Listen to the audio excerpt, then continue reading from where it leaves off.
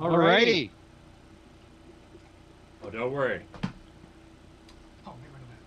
We're almost there. Is Alan trying to override our already? He's already in charge? He's all writing.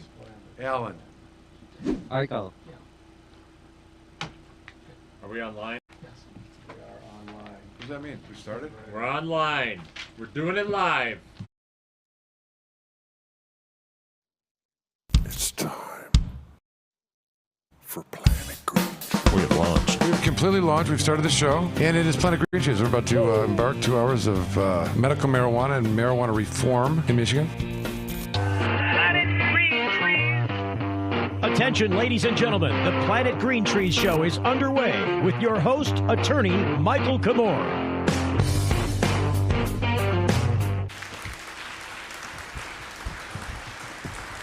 Alrighty.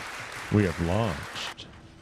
Already we've launched. Welcome, everybody. And I apologize for the short delay here, but as one of the, they've listed fourth of the lessons from Zen, let go of anger. We're ready to start. We appreciate you hanging in there with us, and welcome for our end of the year show. I think the year's ending, isn't it? 2020 is finally Drawing to a close. Yeah. A lot to celebrate in that regard. Yeah.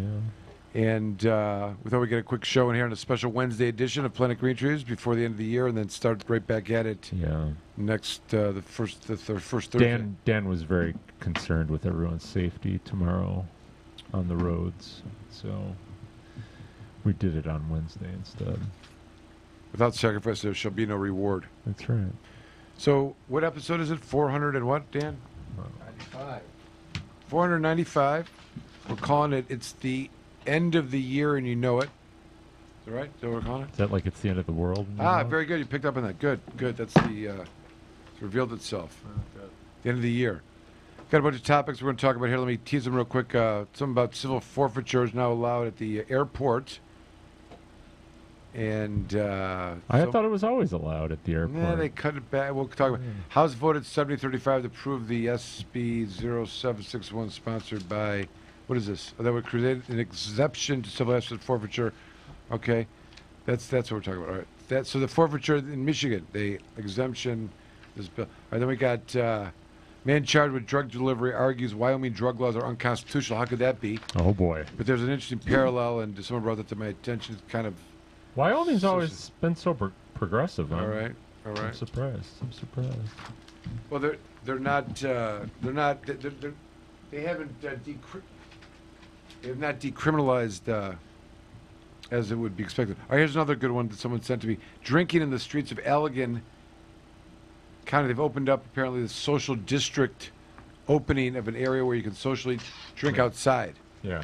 Where you can violate local laws regarding open suspended intoxicants. They've suspended them in the interim so that people could drink and live in the streets in the middle of December. The question is, shouldn't they be doing the same for cannabis in light of its licensing? All right, we can talk about that too.